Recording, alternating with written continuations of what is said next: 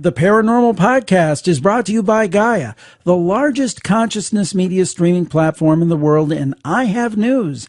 Gaia just got a whole lot better. They're rolling out all new series and member benefits for 2019. Get your first 2 weeks of Gaia for only 99 cents by going to Gaia.com/Jim and signing up. That's Gaia.com/Jim.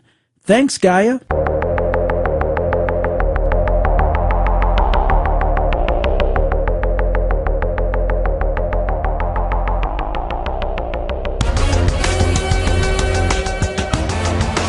This is the Paranormal Podcast with Jim Harold.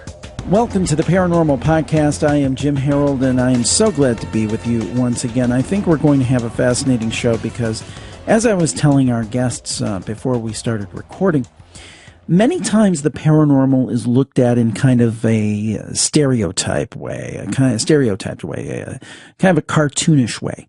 And that's why when we have real researchers who have academic backgrounds, who have been trained in the sciences and how to measure things, and I hear that they're doing work on the paranormal, I am so happy. And I think it's such a great development. And I think you are really going to enjoy our show today because we have two people who are doing such a thing.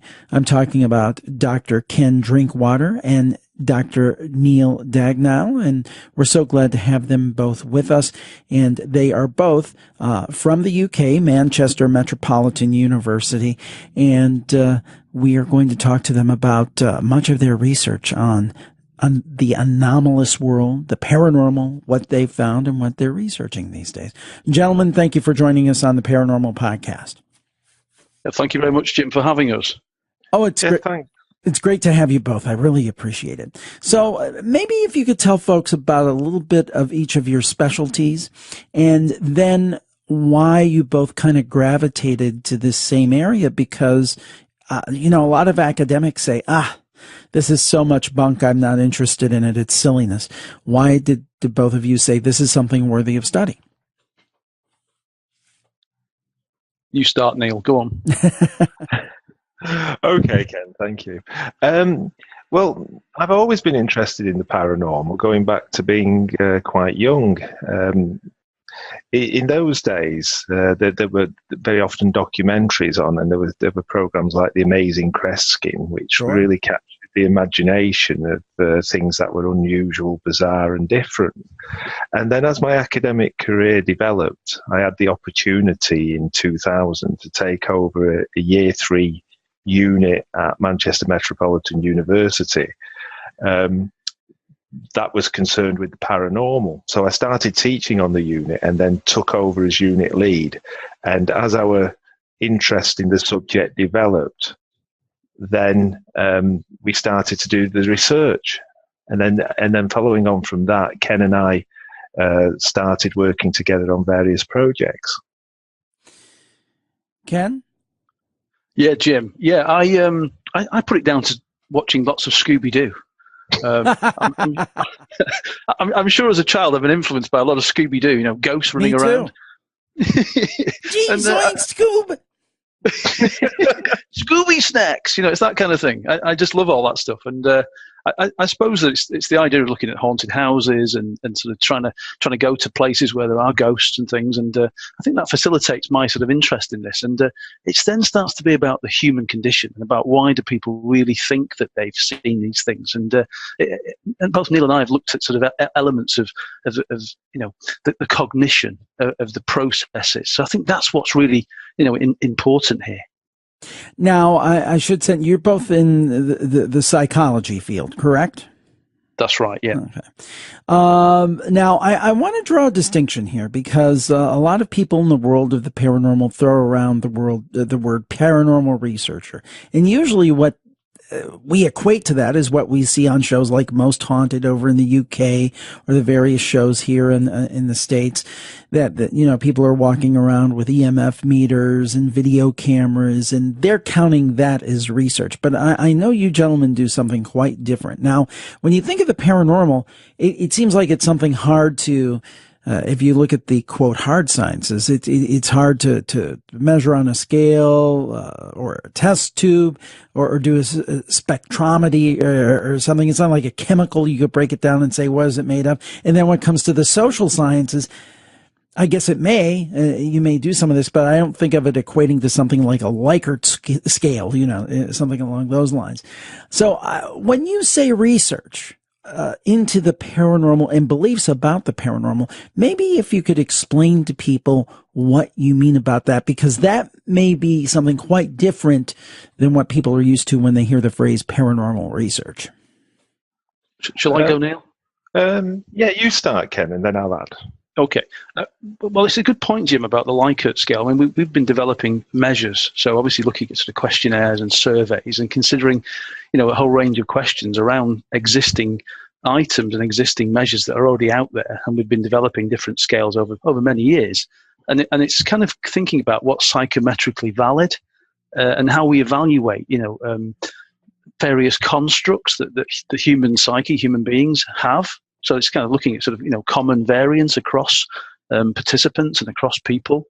And I tend to think that these measures are really a starting point to understand people's beliefs. And the beliefs themselves in the measures might consist of, a belief in hauntings, a belief in extraterrestrials, a belief in astrology, a belief in life after death, a religious type of belief, and so on. And these things then give us some data to consider. And to look at research that way. So, as trying to do proper research, I think it's like one step back. It's trying to consider what makes people believe in these things and how can we measure it. And by the way, before we get on to the other half of the team here, I do want to mention a Likert scale, if you're not familiar. And gentlemen, it's been a little while since my social science training, but to remind people, it'd be something like a question on a survey where you say, how likely are you to vote in the next election? And one might be very unlikely, and 5 might be very, very likely. That's essentially it, right, gentlemen? That's correct, yeah. So go ahead. One of the things we're interested in is unusual beliefs, and that captures the paranormal, but it also goes into related beliefs such as endorsing urban legends and conspiracism as well, why people believe in conspiracies. But part of that as well is whilst we like looking at self-report measures involving things like Likert scales, as Ken said, we're also interested in doing experimental manipulations as well. One of the studies we did a couple of years ago looked at asking people about the factors that they thought were associated with hauntings. And what we did was we took them on a virtual tour of a building and asked them to indicate areas within the building where they perhaps would feel uncomfortable or where they thought haunting-like sensations would occur. Now, let me ask you this, your thoughts on this. I think sometimes if we have let's do our own Likert scale. On one side being the true believer who believes everything is a ghost. And on the other side being the total cynic who believes there's nothing to any of this. And then the true believer might say, well, anything that sometimes people are feeling things, or experiencing things, that means it is real. And there is really something aside from the person's mind that is going on. That's the true believer side. Then on the cynic side, well, none of this is true. It's all in their mind. Could it be true, and I'm interested to see what you gentlemen think about this, that they both are part right and they're both part wrong? In that, the true believer may be right. Some of this activity may be outside of the experiencer. There may be ghosts. There may be anomalous things going on. That's a possibility. And the cynic is partially right too. Let's give him his or her credit that yes, sometimes people can imagine these things, or they can project. I'm sure I'm using the terminology wrong, but they can project, let's say they go to a family home. They might project their hope that something's going on and kind of internalize it and experience it. Can't both sides maybe be right to some extent? Now, I know you guys are more about let's get the data and look at the data. Maybe not as much, let's just kind of throw ideas out there in terms of just what you think. But I'm going to ask anyway. Do you think both may be right? Shall I go, Neil? Yeah, I tend to think yes. I think that's correct. I think there is an element of both sides being correct. What's physically impossible and what's possible. I mean, the ideas of the realm of human capabilities. This notion that we've got a limit, and nobody knows what that limit is. I mean, we think science has covered it, but really, when there's something that's anomalous, goes beyond that, and we can't explain it. That's an anomalous occurrence. So why not? I mean, the cynic can, or the debunker can explain everything away. But in some cases, we can't always explain everything. So therefore, yes, I consider that perhaps both sides have a case. Yeah, I think that's a really good point. I mean, we differ slightly from many researchers, I think, insofar as Ken and I are not psychologists who are trying to disprove the existence of the paranormal, because we're parasympathetic insofar as we're open-minded. But we will, because of our nature being psychologists, try to explain instances where psychological phenomena can explain paranormal instances.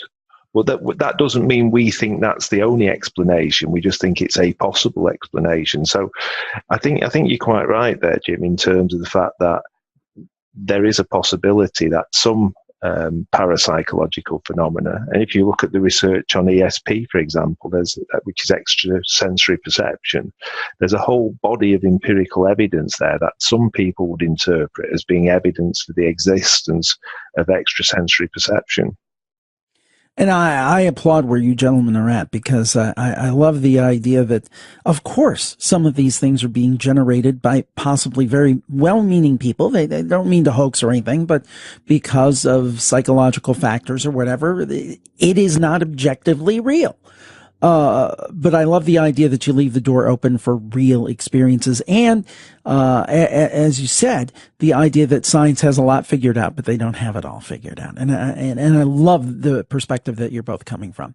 So let's talk about maybe some of the common beliefs about the paranormal. In your studies over the years, what are some of the more common, beliefs about the supernatural that you find? Well, there's many common, beliefs about hauntings, about alien existence, or belief in alien civilizations, other life, religious beliefs. I mean, it tends to be those kind of facets that we've kind of explored in our early research, and then generating sort of items to consider. But you tend to find, like, the population seems to be 30 or 40% from a previous study talks about having one or more paranormal experience. So if you think about 65 million people, there's a lot of people who are saying they're having these experiences. And I think that's quantifying it in the UK, and obviously it's comparable to the US. Yeah, I think that's a good point, Ken.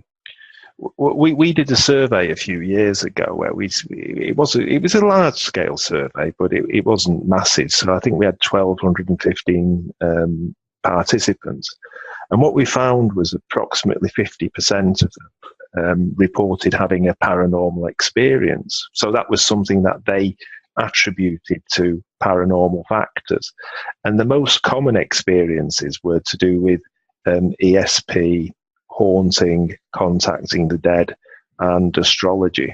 Mm-hmm. Now, I have to ask you this. This is kind of a fun question. Now, I assume that you both have been on site of various purportedly haunted places, and you're going about doing your research, and perhaps talking to people about their experiences, maybe doing surveys. I don't know if you do that in the field or you have them come back and fill them out, but something happens that either or both of you say, well, that appears to be very objectively weird. In layman's terms, that was really strange. That was really weird. Have either of you had those kind of personal experiences? I'll start. Yes, Jim. I've not really had anything like that. I mean, I feel I'm a compassionate skeptic. I mean, I think I tend to be I'm searching for things, and I want to hear people's stories, their experiences, and it's amazing because people are clearly seeing things from a different perspective than I am. But I've been on a couple of haunted places, allegedly, and there's been one or two groups where they've started to sort of say, "Did you hear that? Did you feel this?" And you kind of hear the odd noise, and you can't make sense. So maybe it's the way in which we interpret those things, and maybe I'm more resistant to being open to these things. So maybe that's why I'm a little bit closed, perhaps. But we're never really sure sometimes, and I think that's where I sit. I don't know about you, Neil. Not sure how you feel. Pretty similar to you, Ken. I mean, we did, if people are interested, they can go on the MMU website and they can see some work that we've done at Odsal Hall, which is a former stately home close to Manchester. And we've taken students, spoken to staff there, and had members of the general public come in and wander around the environment to see what they report, how they feel, and if they think there's anything unusual there. And one of the things that struck Ken and I was talking to people was that many of them had very unusual experiences that it was very difficult to dismiss, because one of the things that struck us over the years is that you very often get psychologists, particularly anomalistic psychologists, who will immediately say, "Oh, well, that could be explained by psychological theory X." But the accounts these people were narrating to us were very rich and detailed, and didn't seem to fit easily into any of those categories, did they, Ken? No, that's right. I mean, I think sometimes it's the way in which people are perceiving, their experiences, which makes it fascinating for me personally. And it's credible. It's a real thing that these people have experienced. But in the context of explaining it away, that's not what we're about. It's the fact that we're trying to remove things that perhaps it could cause a squeaky floorboard, or And I heard a story from one of my family members only recently, which is an interesting facet, which was basically they live in a house in Wolverhampton. Many years ago, and there was some sort of attic space, and there was no access to the attic, and they heard chains being dragged across the attic, and it happened several times, and then they left the house, gave the house to somebody else, and then they 6 months later reported the same sounds, and then when they went into the attic, there's nothing there. So there's unusual occurrences all the time, and they're fascinating to hear about. Now, one of the things that I think about when you hear of purportedly haunted places, especially public places, you'll hear a lot of times something that may be an urban legend. I believe you've done some work on that type of area. Can you talk to us about the idea of paranormal activity as an urban legend? Sure. I mean, I'll go again, Neil. Sorry. It's really those things, isn't it, that are quite popular. I mean, I think urban myths or contemporary legends.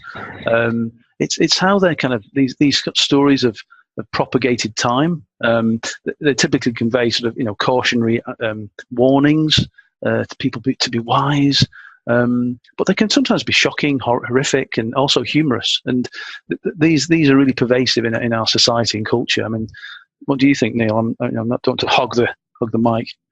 No, I think places often get a reputation for being haunted, and because they have this reputation, then people will go to them looking or seeing whether they have paranormal experiences, and that's quite interesting. I mean, the classic example of urban legends linking to paranormal activity or perceived paranormal activity, of course, is Slender Man, which was a character that evolved on the internet, and then people actually began to think Slender Man was a genuine paranormal figure, which was quite nice, actually, because it paralleled early research with Spring-Heeled Jack and the sort of way that you can have social contamination. So I think urban legends sit very much in that social context, whereby rumour or gossip or meme, whatever the social platform is at the time,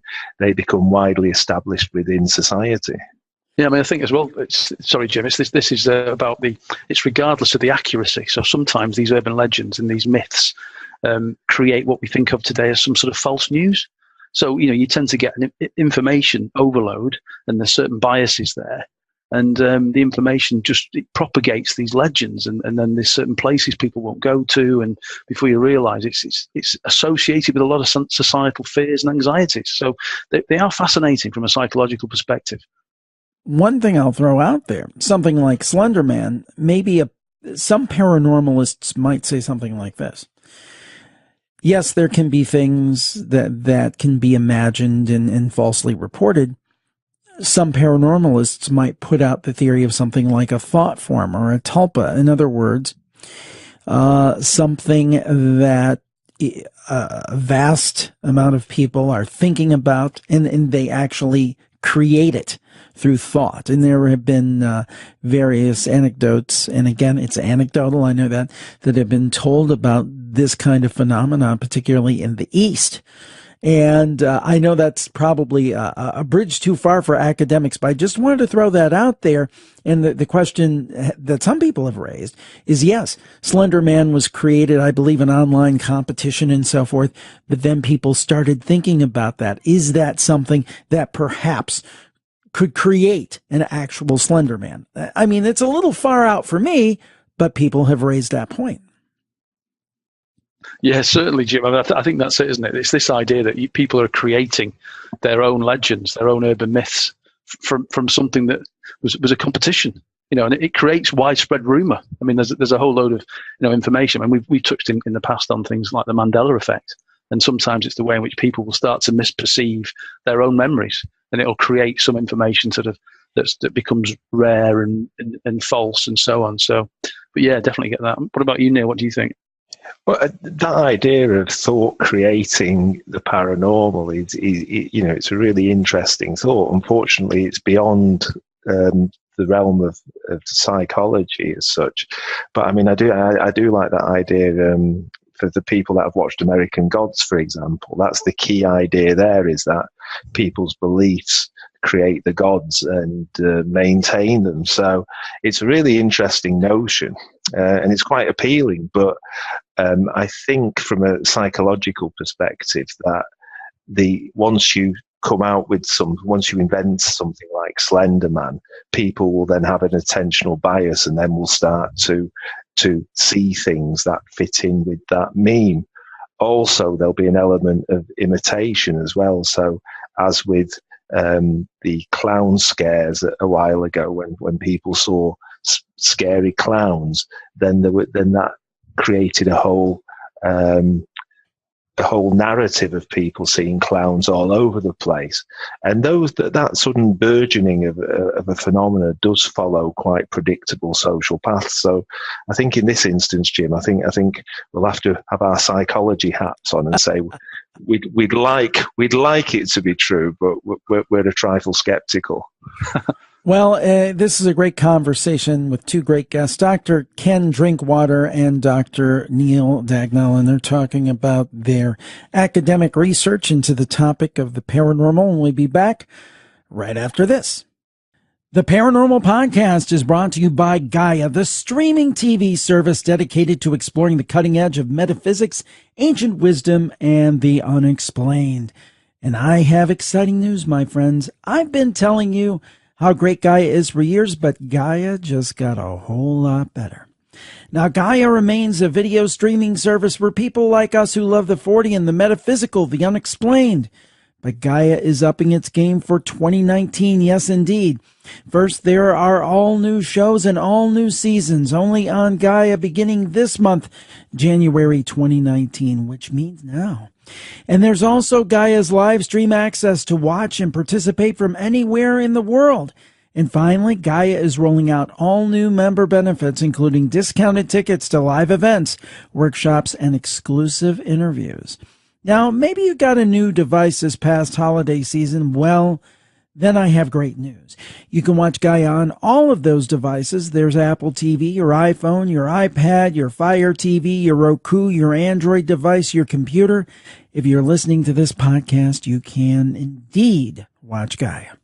And Gaia has a community of over 500,000 members, and it's growing every day. Here's some of the great programming you're missing if you're not a member. Mystery teachings, spiritual alchemy, and divine purpose, With an understanding of the alchemy of life and healing, we can achieve full potential and live the life we were meant to believe, so says Teresa Bullard, and she explains how consciousness works through the fundamental components of the universe to fulfill purpose. Or perhaps you might want to check out Cosmic Disclosure with Emery Smith, ET's helping humanity. Throughout every industry and within high-level government positions, ETs have infiltrated every stratum of our society, Emery says. Emery Smith explains that he feels this is actually not a bad thing, as many are here to help humanity. Interesting stuff. Now, that's just a tiny, tiny bit of what you get with Gaia, and you can't get it anywhere else, and you can't get it unless you're a member. So go to Gaia.com/Jim. That's GAIA.com/Jim. And over there, we've picked some shows featuring guests like John D'Souza and Lauren Coleman, and you can watch that for free. It's so cool the way they set it up. You can see those videos. You don't have to give your email address or anything. And then you can see Jim is right. Gaia is great. It's 100% ad-free and also user-supported. So it's absolutely worth 99 cents to try it out for 2 weeks. It is a no-brainer. So please navigate over to Gaia.com/Jim. Check out those free shows and then sign up with that great deal. Go to Gaia.com/Jim. That's GAIA.com/Jim to see what's happening on the largest consciousness media streaming platform in the world. I love it. You'll love it. Thanks, Gaia.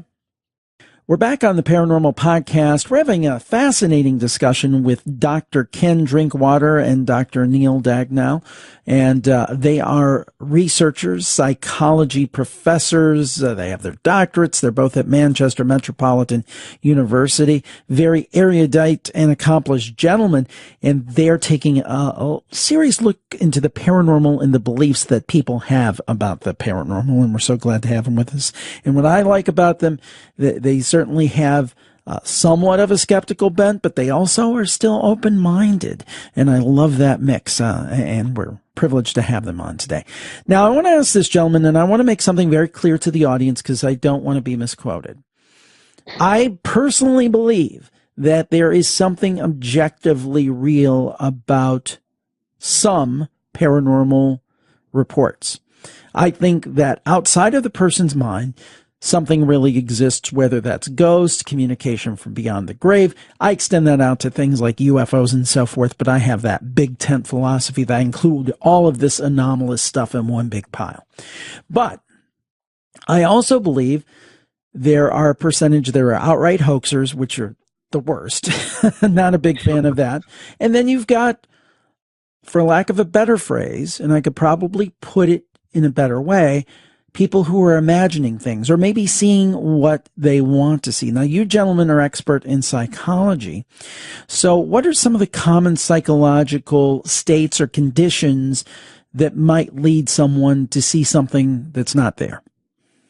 Well, in the first instance, you could say, to explain some of these factors, it might be an environmental factor, so such as an electromagnetic field, or it might even be, an element of infrasound. So there's something within the fabric of the architecture or the place that someone's visiting that's starting to affect their temporal lobe. And again, I don't want to sound like a neuropsychologist, but it's really the presence of these constructs, these sort of varying electromagnetic fields that perhaps are affecting the way someone's seeing something. So it's a way in which you start to eliminate some of this scientifically before you're left with what you're saying, which is there's an anomalous event occurring. And I could be quite open to that, but I think you've got to take away some of these things first.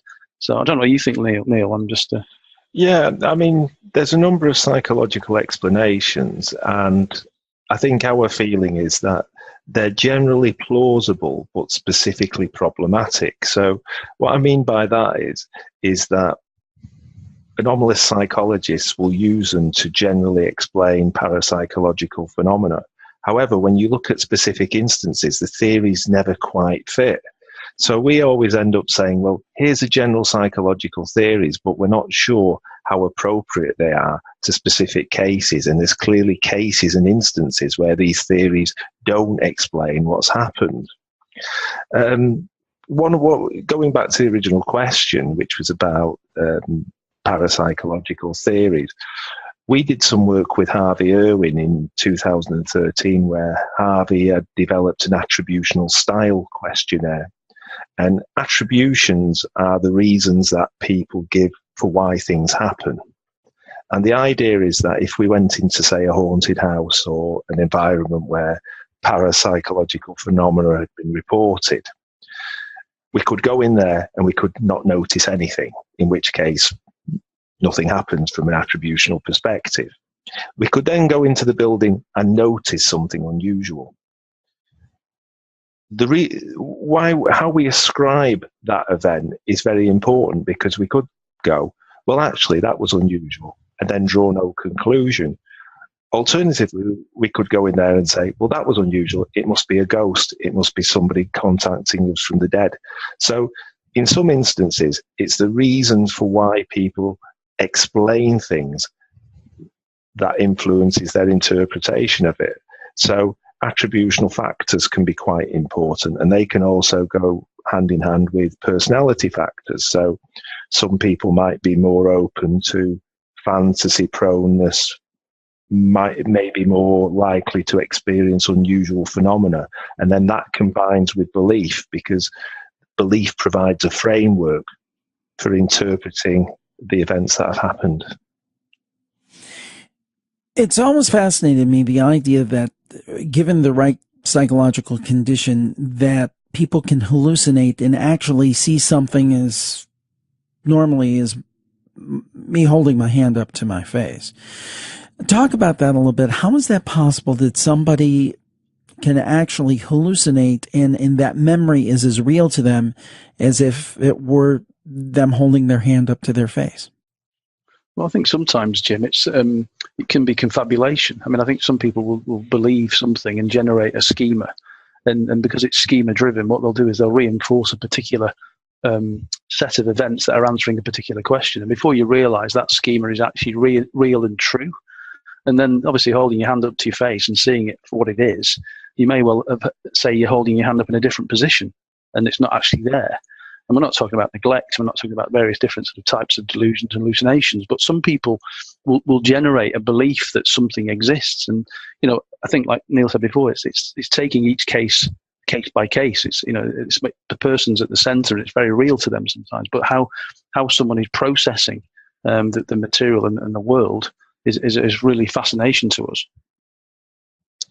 Yeah, I think you're right, Ken. And also, we recently did some work on forgotten what it's called now. Where you hear voices in haunted houses. Oh, EVP. EVP, thanks. I wasn't connecting the dots here. I should know that. 13 years, I should know that. I got a psychic message, Jim. He was from a different room. There you go. Thank you. Yeah, so we did some work on electronic voice phenomenon, and one of our graduate students was interested in the notion that it was related to personality variables. And I came across a paradigm called the White Christmas paradigm. And this is based on the idea that if you suggest to people the Bing Crosby song White Christmas will be heard, that many people will imagine it happening. So, in fact, it's often about 30% of participants will report hearing White Christmas when it actually hasn't been played. And we found similar figures. We found similar figures with the electronic voice phenomenon. We had a track which just had noise in it, had random noise, and then 25% of our participants reported hearing voices in it. The key thing about hallucinations is they're quite normal in non-clinical populations, so people are generally prone to imagine things when they're not there. Wow, that's quite interesting. Now, when multiple people report experiencing something at the same time, I've heard this phrase mass hysteria thrown out a lot. Is that something you've looked into, and is that come into play here? Well, I've not considered that, Jim. Actually, I know I've read around it. Yeah, the subject for your next study. Go ahead. Yeah, again, it's something we've just been casually interested in. As I said before, I mean, stories like Spring-Heeled Jack and the Mothman, those sorts of social phenomena are quite interesting, but they're not something we've had the opportunity to research as yet. But I think it's something we'd like to look at in the future. Something that has really struck me over the last decade, and I guess next year, and as we air this will be airing probably in January of 2019. This year, as you hear this, will be the 10th anniversary of my Campfire show. It's a show specifically dedicated to people coming on and just sharing their strange experiences. And I respect those experiences, and I believe the vast number of people who are on that show are very sincere in communicating what they have experienced.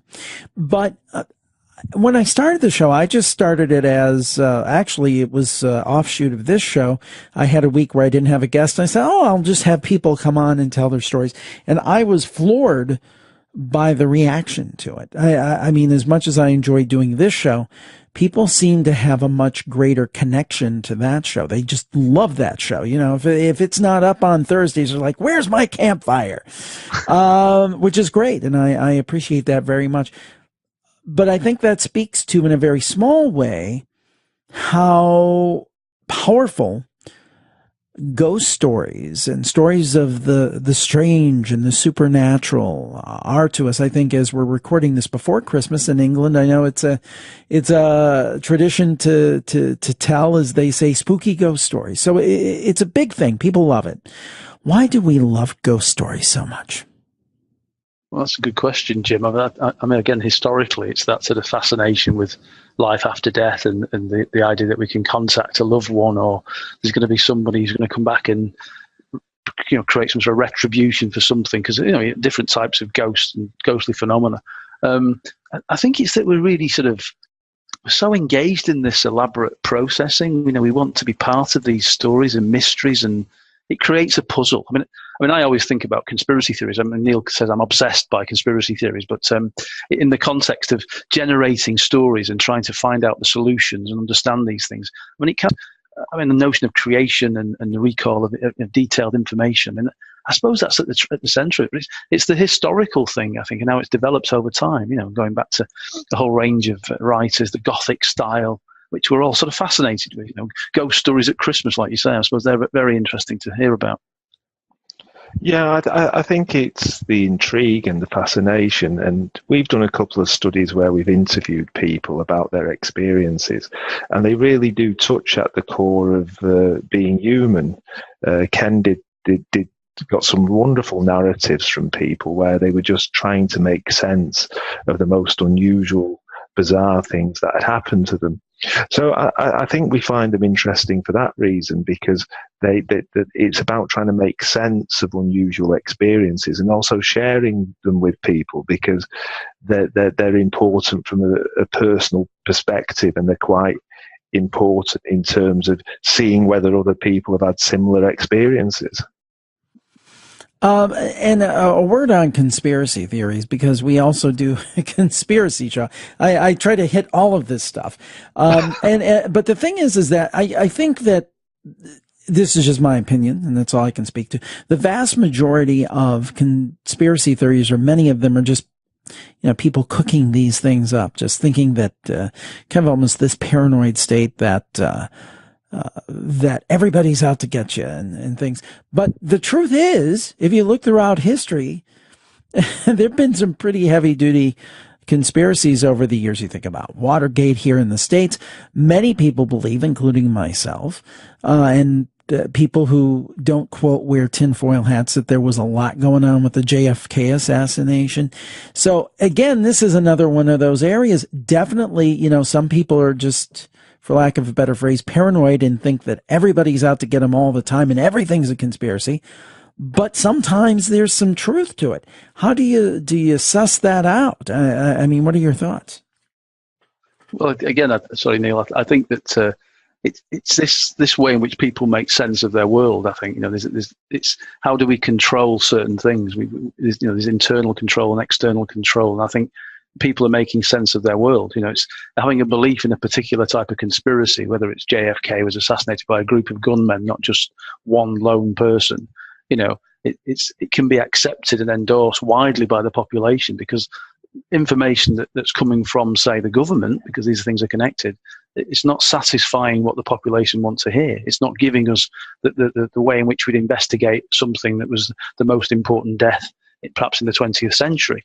So it influences our perceptions. I think that at the centre of this, these contemporary and historical events or occurrences are really fascinating to be part of, trying to understand. And I think it just persists in the world. We're all perhaps geared up to solving puzzles, looking at numbers, looking at a pattern. There's a certain way in which we consider patterns, and when we put these patterns together, everybody's can sort of see if there's information missing or something not quite right, and we do draw the line. Sometimes people just say, I believe an official version and I want to get on with my life. I don't want to be embroiled in a conspiracy. But sometimes it's because the information hasn't been, I don't think, satisfactorily explained or provided. So that's kind of the way I see it. Yeah, I think your synopsis, Jim, was excellent in terms of the fact that many people see conspiracists or people who believe in conspiracy theories as being paranoid. They see them as being quantitatively different. Now, Ken and I differ in the respect that we acknowledge the fact that most people, to a lesser or greater extent, engage with conspiracies. So, for example, I myself have great sympathy to the idea that the moon landings were staged, and I can't help myself. No matter how much I try to rationalize it, I'll sit there and think, well, if we look at technology today, it doesn't seem to be believable that in the 1960s it was possible for people to reach the moon. So if you take on board those ideas, then what you're basically saying is, well, most of the time somebody who's not into conspiracy theories could be very rational and consider the official evidence. But I also like to think, well, if you just sat there absorbing information and soaking up official accounts and not criticizing and not thinking about their plausibility, then that's equally a flawed way of thinking. So really, to answer your question, which was asked a long time ago, I think somewhere in the middle is where people would be optimally operating in terms of critical thinking. So you wouldn't just accept the official accounts and you wouldn't just accept any old conspiracy theory, but if you're weighing up the evidence and trying to draw your conclusions in that way, that's the best way to approach the world from a thinking perspective. It's like you said before, Jim, as well. You're placing yourself in the middle of this kind of debate between what's believable and what isn't. And I think we're like that. And I think in the case of conspiracies, you're trying to read around the material. You're trying to sort of understand what the pros and cons are. Who's saying it's a conspiracy? Who's saying it's the official version? And you're trying to absorb that, and then you're making your own mind up. I think a lot of great components Mark Lane was a great writer. Rush to Judgment for the JFK assassination.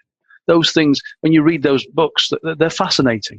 Doug Horne more recently produced these, the ARRB, the Assassination Records Review Board, produced a phenomenal amount of information. And if you buy into everything that's said in those texts, then you start to take one side. But I think you have to look at this objectively, Fascinating discussion. Our guests are Dr. Ken Drinkwater and Dr. Neil Dagnall, and we'll be back with more right after this on the Paranormal Podcast.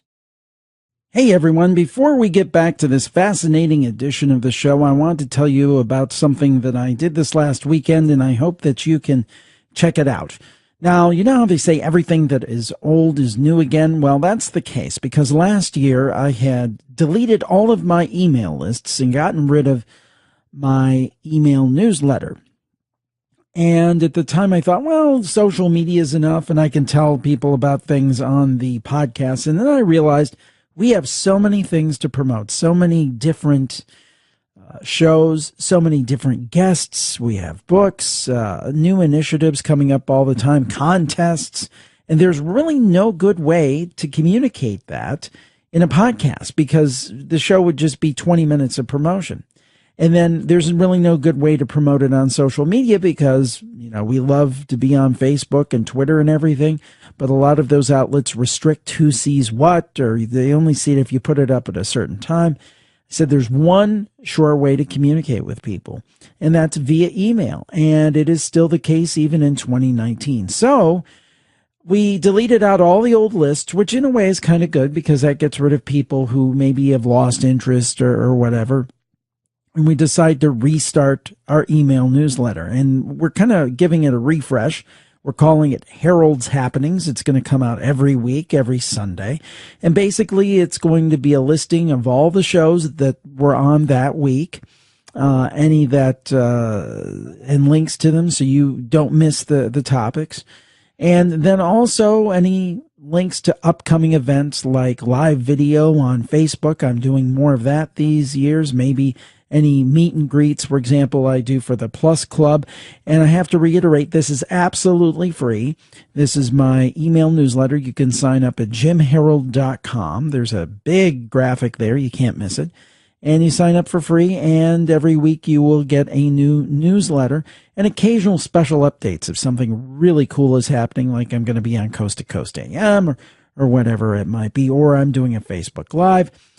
This is really a way that I know that as long as you open email, you are up to date, and you can't rely on social media for that. And I don't want to turn the shows into a plug fest and just have 27 listings of the different things going on that next week. So this is a way to keep the shows on point and keep you informed. So please go over to jimharold.com and sign up for our free new email newsletter. It's called Harold Happenings. It's all at jimharold.com. I hope you'll go there now and sign up right away. It's free. And thanks. We're back on the Paranormal Podcast. Our guests are Dr. Ken Drinkwater and Dr. Neil Dagnall, and we are talking about the paranormal and psychology. And it's literally fascinating me. I know my daughter, who is studying she's in her second year of studying cognitive psychology, will be fascinated by this.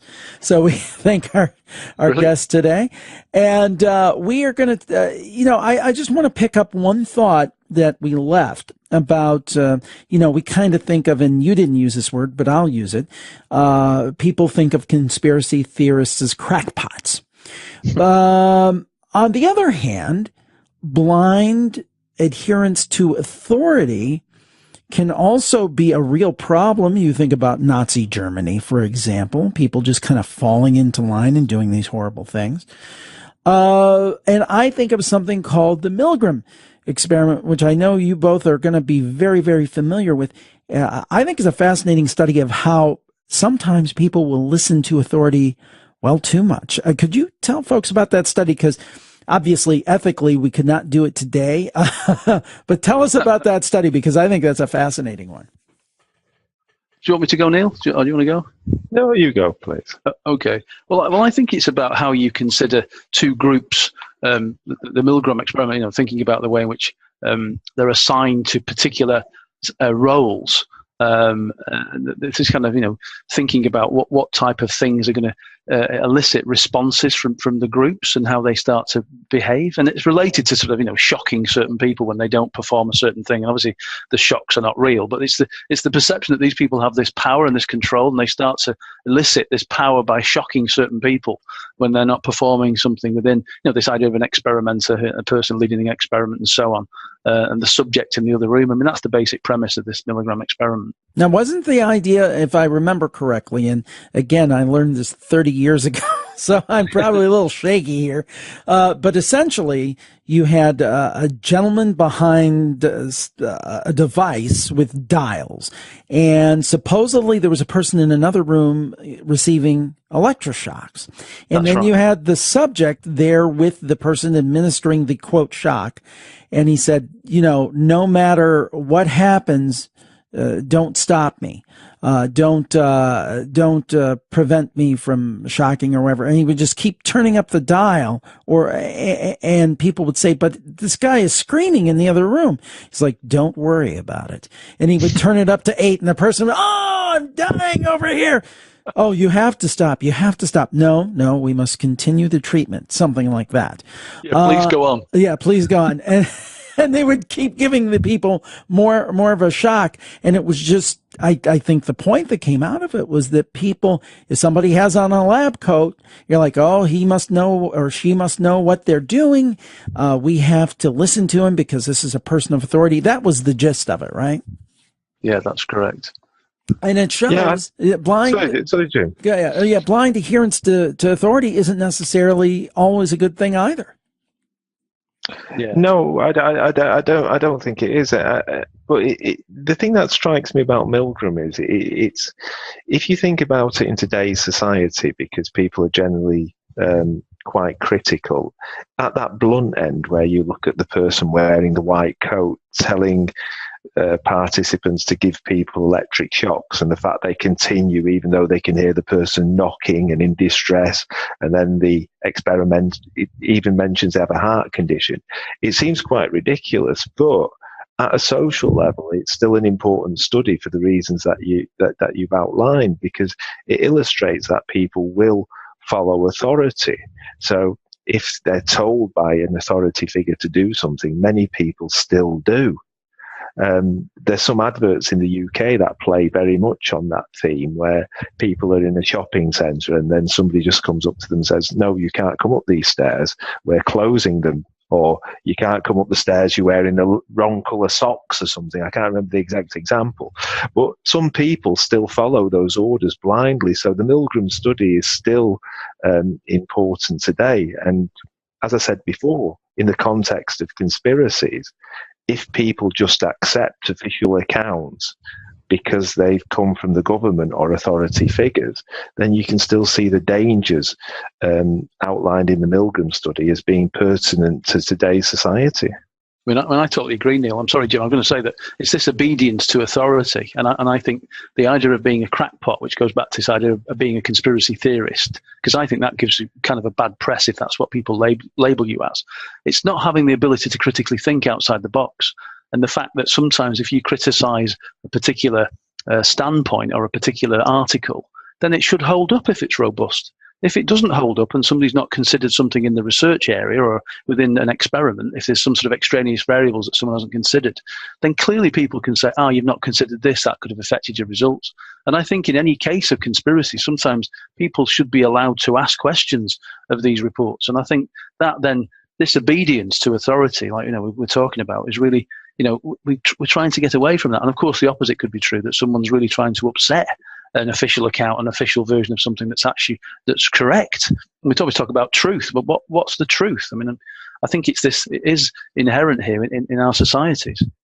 Now, recently, I know you have done some work on what is called the Revised Paranormal Belief Scale, and this one, the Australian sheep goat. Tell us about those studies, because this seems like it'd be quite interesting. Go on, Neil, you go. Yeah, sure. Well, basically, Jim, there's two measures that are used widely by psychologists. The first one is the Australian sheep-goat scale, which is based on the idea that you can grade people as being either sheep or goats. Sheep in this instance are believers in the paranormal, and goats are people who are skeptical, who don't believe. And really, it's just a short self-report measure, which measures belief in extrasensory perception, psychokinesis, and life after death.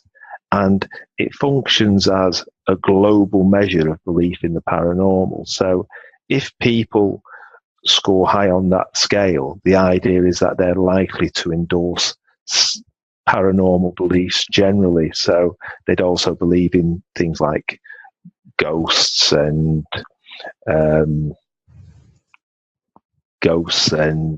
apparitions, poltergeists, a whole life after death, a whole host of paranormal phenomena. So that's a nice self-report measure. The other scale, the Revised Paranormal Belief Scale, is more commonly used by psychologists, the Australian sheep-goat scale being used by parapsychologists because it was developed within that literature.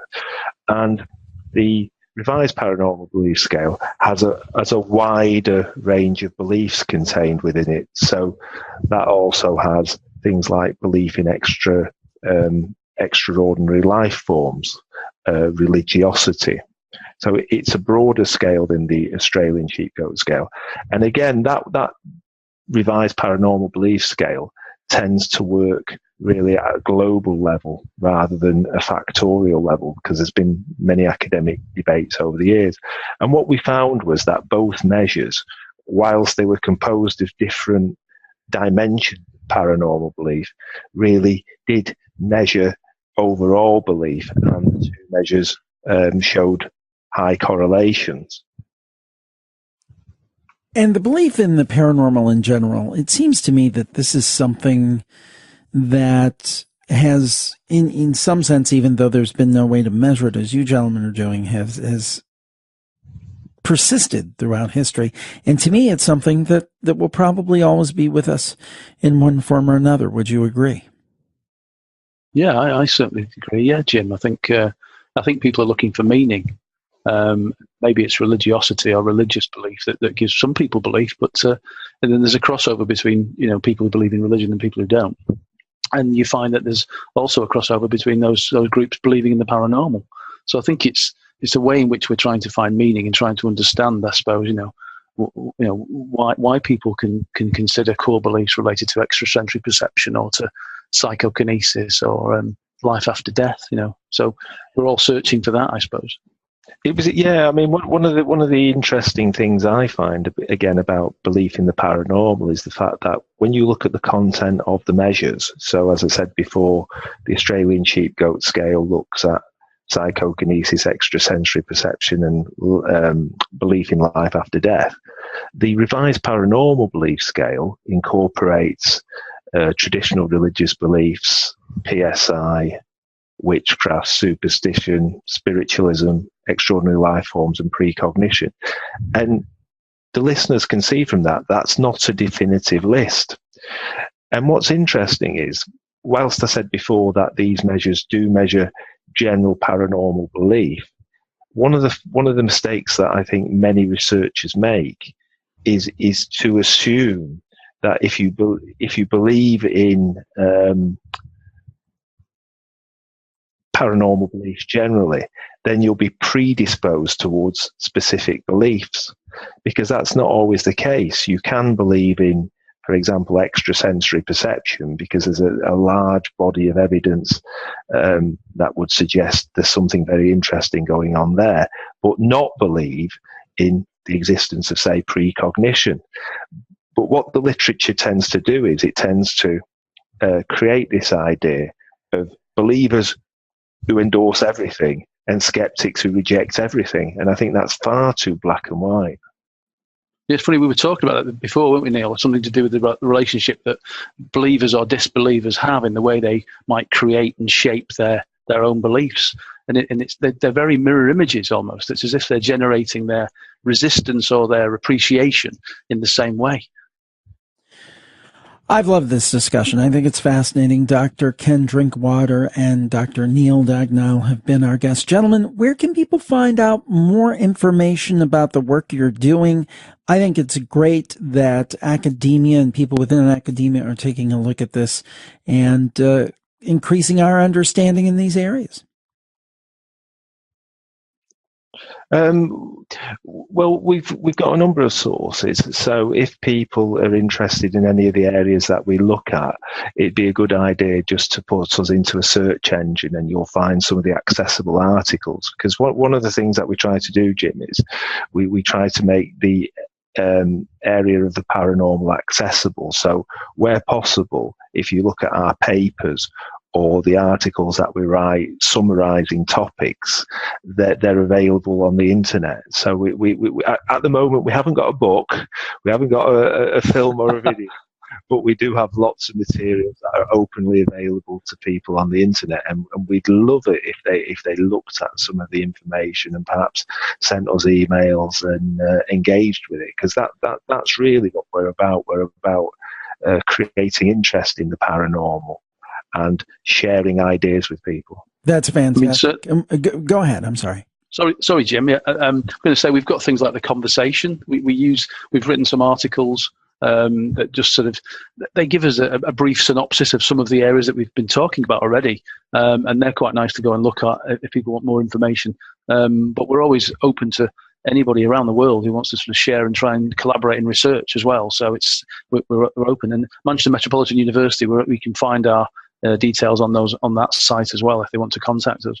Great. Well, what I'll do is I'll put links at jimharold.com in the show notes for this episode, and everybody can check it out. Gentlemen, thank you so much for joining us today on the Paranormal Podcast. Thank you so much, Jim. It's been great. Yeah, thank you. Thank you. Thanks for tuning in to the Paranormal Podcast. We know you have a lot of choices out there, so we appreciate you tuning in. And please check out our email newsletter. It will update you on all the guests that we have, the different shows we have, and all the different fun stuff going on over here at the Spooky Studio. You can find the links at jimharold.com. That's jimharold.com. Thanks so much, and we'll talk to you next time on the Paranormal Podcast. Have a great week, everybody. Bye-bye.